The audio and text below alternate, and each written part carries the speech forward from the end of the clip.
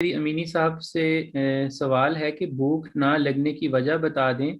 और आगे लिखा है सदमा और परेशानी, शायद उन्होंने अपनी सिम्टम भी बताई है। हाँ जी भाई, ये है।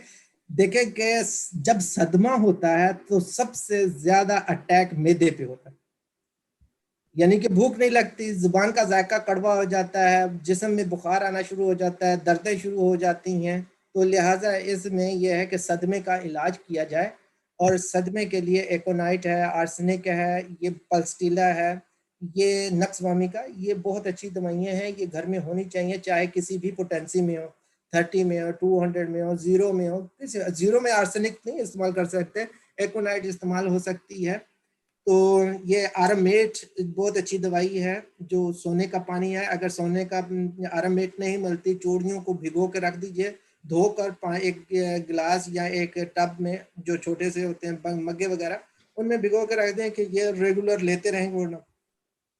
दूसरी बात यह है कि हमारे पास चेलिडोनियम बहुत अच्छी दवाई है, जो गम को कम करती है, गम के असरात को कम करती है।